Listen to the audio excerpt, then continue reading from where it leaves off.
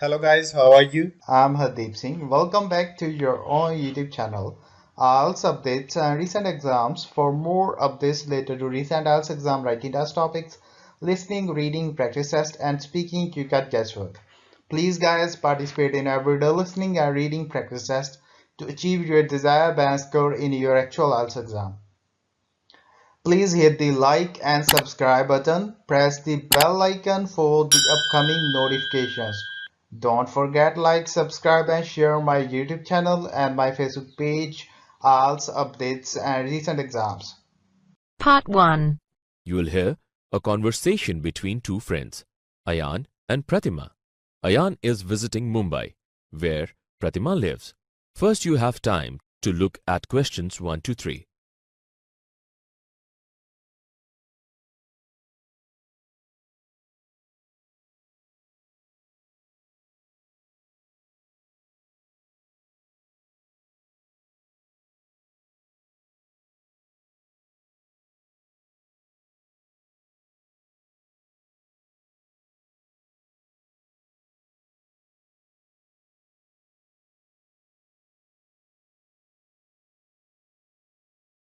Now listen carefully and answer questions 1 to 3. Hello, this is Ayan. Can I please speak with Pratima? Hi, Ayan. Good morning. No, good afternoon. Nice to hear from you. How have you been? Hi Pratima, I'm fine. What about you?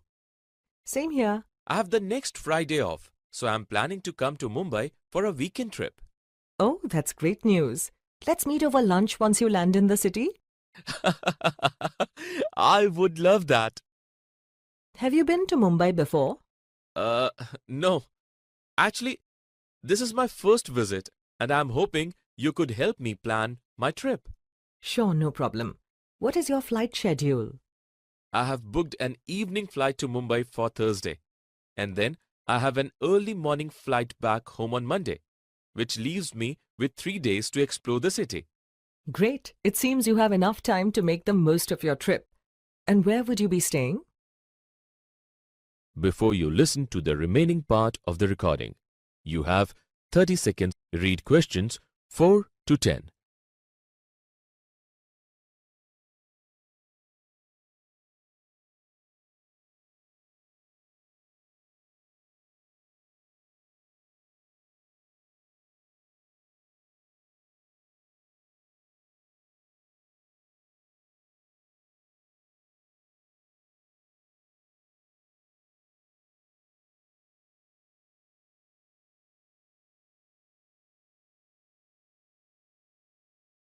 I have booked a hotel in Juhu because I wanted to be near the beach.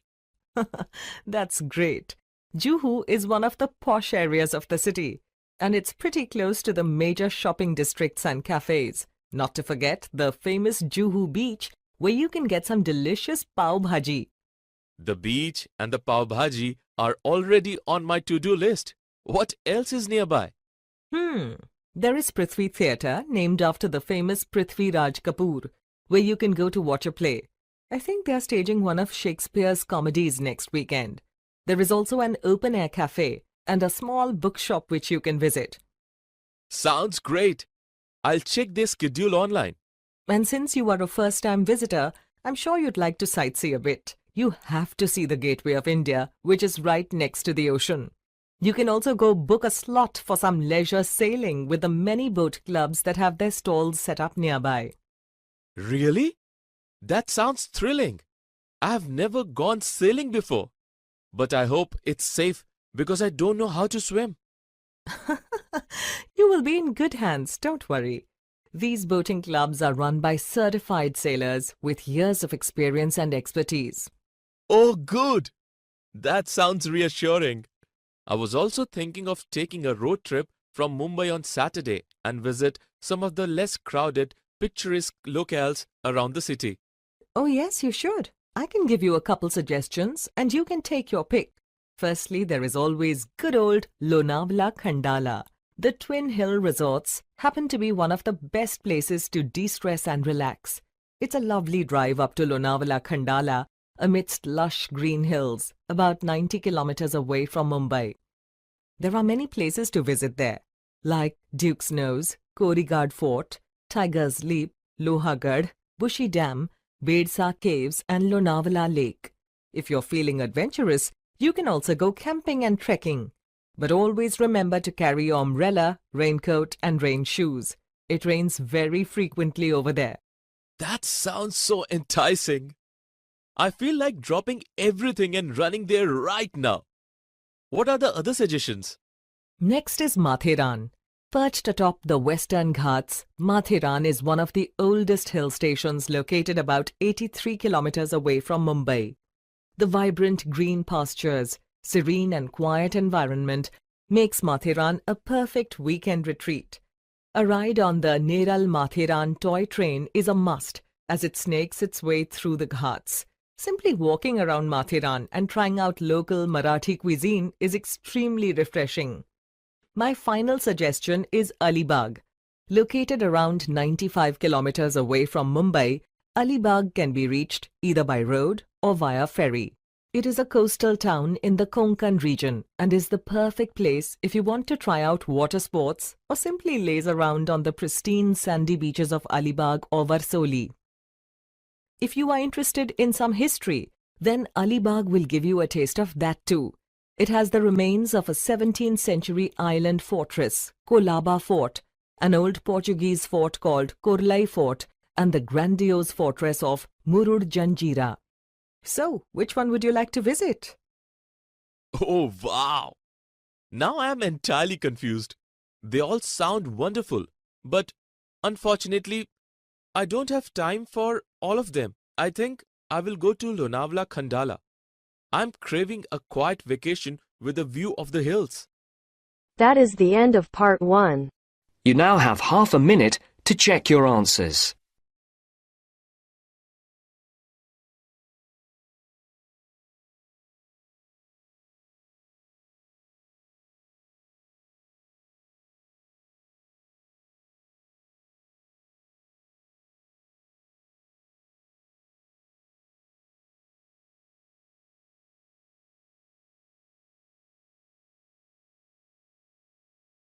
Now turns to part 2.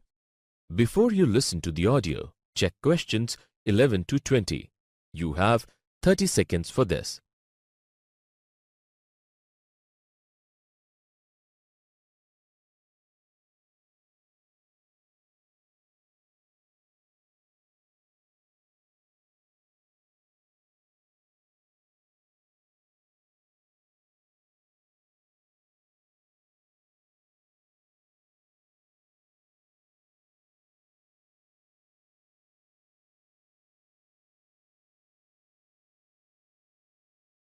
So Sakshi, what are you planning to do after finishing school? I'm hoping to study medicine because firstly, it's been my dream since childhood. And secondly, if you have a degree in medicine, you won't be unemployed ever. But the tough part is getting into a medical school, and I'll need a good AIMPT score. How confident are you about it? Well, I can't say I'm confident, but I might get a good rank, and my parents would be very sad if I didn't. Why on earth should your parents be very sad if you didn't get into a medical school? There are so many other options. Because both of them are doctors and highly successful in their career. I don't have a problem. My parents no longer live together, and they are too busy with their own problems to worry about me. But I'm sure you worry about your future. Yes, I do. And for that reason, I've worked real hard for entrance exams. And I'm hoping to do well enough to get into a top university. What subject? Economics? Why economics? Because after graduation, I hope to do masters from a good B school. And I would like to specialize in finance. And what about you, Amandeep? First, I thought I'd get into computers. But after studying computing in 12th grade, I feel it's not my cup of tea. I'd like to study modern history. I think humanities offers a broad education on world affairs, and history is my first love. But from the point of view of employment... It's not totally hopeless either. One can think of public administration or academics. Also, it's less competitive to get in. But Aman, You don't have to worry about grades. I'm sure you will do very well. Yes, I really don't think I'll do too badly. And Kabir, what about you? I've taken entrance tests at a number of engineering colleges in Bengaluru. I'm aiming to join one of them and study mechanical engineering. Hopefully, I'll make it. You see, I love making things with my hands. My room is bursting with contraptions made out of DIY kits. I didn't know you are leaving Delhi so soon. Well, my dad works for a private bank and we are moving back to our native place, Bengaluru, when his tenure ends next month. That is the end of part 2. You now have half a minute to check your answers.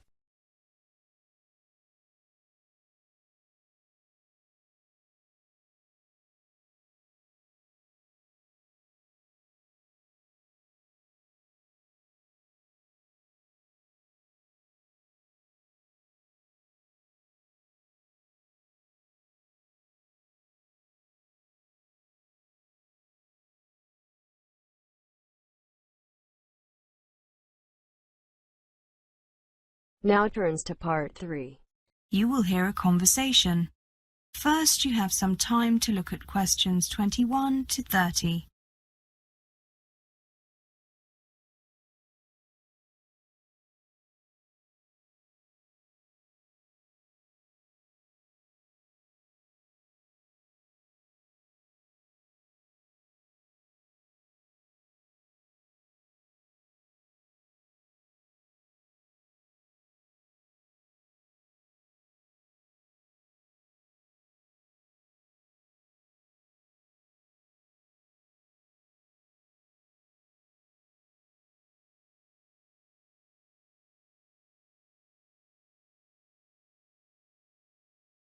Now listen carefully and answer questions 21 to 30.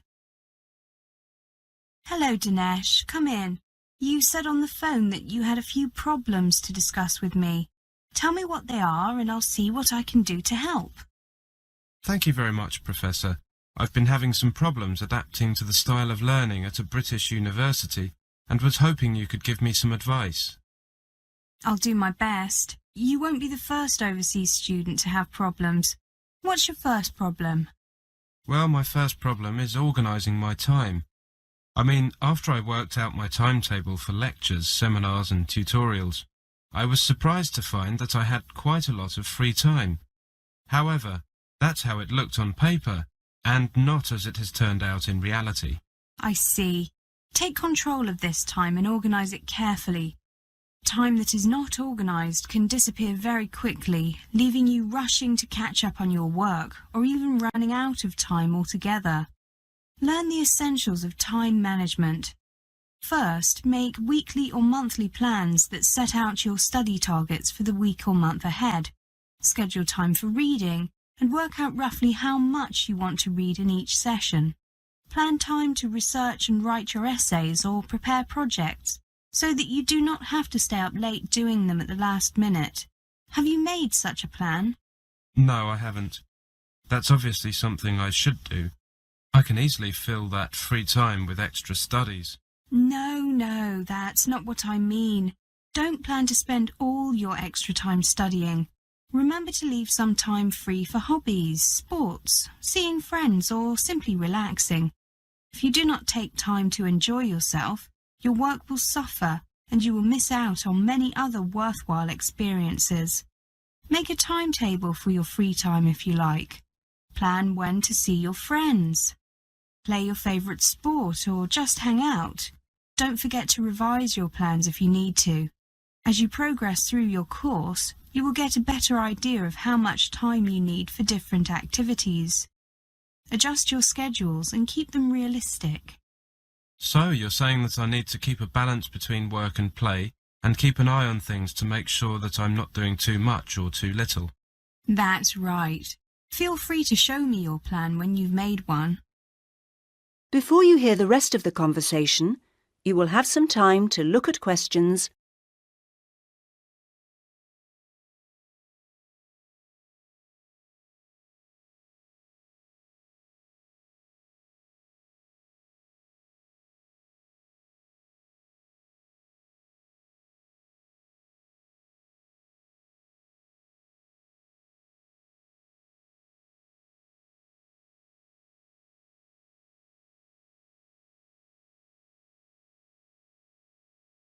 Thank you. My next problem is coping with my course. Living abroad in a new environment makes studying more challenging than usual. I'm worried about my progress and about how I will cope with examinations. These concerns are natural, but do not let them overwhelm you. Here are 2 simple ways you can stay in control of your studies. First, ask for regular meetings with your tutor. In your case, that's me, to review your progress and discuss any problems. You're doing that now, so you've taken the first step. Let me know if you are having any language difficulties, though in your case that seems doubtful. As you are probably aware, there is a language centre here where all students can use language learning materials, but it's probably not of much use to you. Second, why not try to form a mutual support group with other international students to discuss common challenges and to share useful ideas? This can be particularly helpful if you find the teaching methods very different from those you have experienced before. Another type of support group could be other students in your subject area. Get together with students on similar courses to discuss the issues, swap ideas, and give each other support. Yes, the second idea is particularly good. As you know, there are not so many overseas students on this course, but I know some other students from my country on other courses here.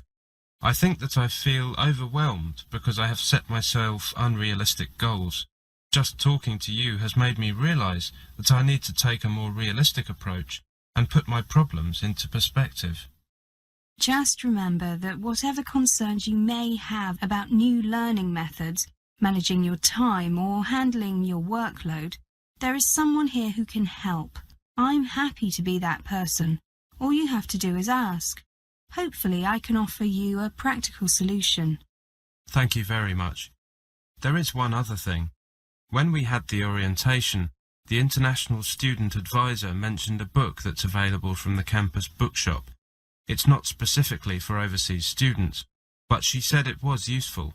I didn't write it down. You wouldn't happen to know the book I mean, would you? I know it. I recommend it. It's called Learn How to Learn by David Warner. I'm popping over to the bookshop myself now. Perhaps we could go together. That is the end of part 3. You now have half a minute to check your answers.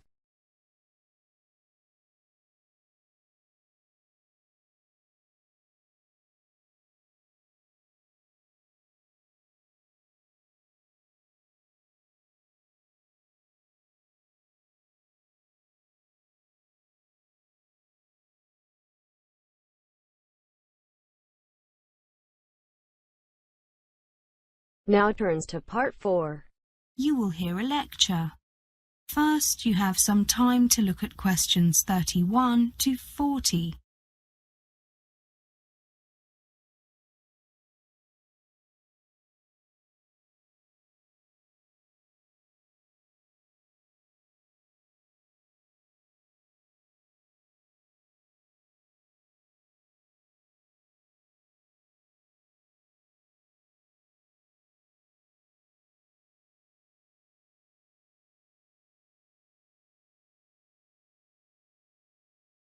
Now listen carefully and answer questions 31 to 40. Part of the role of university education is to prepare students for their professional life and career. Part of this preparation is to introduce and train students in lifelong learning, preparing them to approach their career as a continuous learning experience, rather than assuming that the end of their university education represents an end goal beyond which there is no need for further learning. Therefore, students are encouraged to develop as independent learners. An independent learner is one who takes responsibility for his or her own learning and is not always dependent on teacher being available to guide and correct. Such a student sets their own learning goals, makes their own decisions as to when and how to study for these goals, and also evaluates their own progress and develops further goals. This is not always easy for students, particularly those whose secondary education has been very teacher-focused, with teaching conducted mainly in lecture format, and with little opportunity for the students to take any control of the learning process. At university, while much teaching is conducted via lectures, students are expected to become increasingly independent in their learning. Departments approach this issue in a number of ways. For example, they might provide personal mentors. This could be a student or a member of staff who is available to discuss problems that the student might have and who will support the student in the process of becoming an independent learner. The second one requires the student to make certain choices about their course, either in the elements they choose to learn or in the way in which they choose to learn them. Thirdly, there is the provision of learning opportunities outside the confines of the campus, including study trips and student exchanges. In the English Language Centre, we try to help the development of learner independence. This English Language Centre is a self-access one. A self-access centre is a place where learners come voluntarily to improve the subject that they are studying. In the case of the English Language Centre, we focus on English language. In a self-access centre, it is the student who decides what to study, when to study, how long to study, what materials to use, how to use the materials, and how to assess effectiveness. The learner is not, however, left totally alone. Learners are encouraged to come to the centre in groups, so that they can help each other in the learning process, and there is also always an English teacher available to answer any questions that students might have, to discuss their progress, and to help the learner assess their work. Let's take an example. Mary and her friend Jim have decided they need to improve their report writing skills. They decide to go to the ELC twice in the next week, for 2 hours each time, from 5 o'clock to 7 o'clock. The first thing they do is talk to the English teacher there, to help them identify what particular elements of writing a report they find especially difficult. Having done this, they identify suitable books, videos, or computer programs from the index, with help from the teacher if needed. Looking at the materials, they decide which to use first, and how to best to use it. Working through the materials, they discuss problems with each other, compare notes, and evaluate each other's work and progress. This process of working together is important, as the students are able to support each other in the learning process. Of course, sometimes they need more help, and so they ask the English teacher at the centre. When they have finished their studies, they review what they have studied, with help from their notes, and evaluate the extent to which they have, or have not, achieved their initial aim. In the light of this, they will decide to either do more work on the same topic, or move to another topic, either related to this one or something completely different. There are many ways students can improve their English independently of a teacher. Firstly, they can use English language videos in conjunction with learning activities, such as exercises to practice particular listening skills, questions to lead discussions on the topic introduced by the video. They can do follow-up tasks that use the content of the video to focus on other language skills, such as learning vocabulary or understanding the grammar used by the characters in the video. Secondly, they can use a computer program to improve their pronunciation by identifying and then practicing the individual sounds used in English. Thirdly, they can use a book to find a model business letter, for example, writing one of the same type but with different information, and then discussing it with the ELC teacher before finally rewriting it. Finally, they can use newspapers or magazines as stimuli for discussion activities, with a brief report written at the end, summarizing the discussion. However, the development of an independent learner is not dependent on a centre like the ELC. Within the university, as well as within individual departments, the library, the Student Affairs Office and the Student Union all provide a range of opportunities for the student to develop as an independent learner. Outside the campus, the opportunities are both physical and virtual. Physical ones include libraries, museums and other centres, as well as various special interest groups. In the virtual world of the Internet, the opportunities are both global and vast. To conclude, in a world in which change is central to our continued survival, the professional must have the adaptability and flexibility of a lifelong learner. A lifelong learner must be an independent learner, able to take responsibility for all stages of the learning process. It is the student's responsibility to take advantage of the various opportunities on offer. That is the end of part 4. You now have half a minute to check your answers. So guys, don't forget like, subscribe and share my YouTube channel and my Facebook page, IELTS updates and recent exams. For more updates related to recent IELTS exam writing test topics, listening, reading, practice test and speaking, you got guesswork.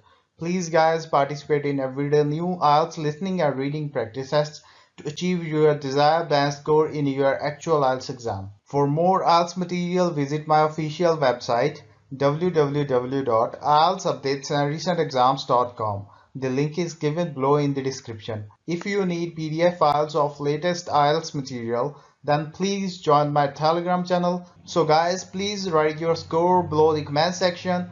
Again, thanks for listening. God bless you all guys. Stay tuned, stay safe.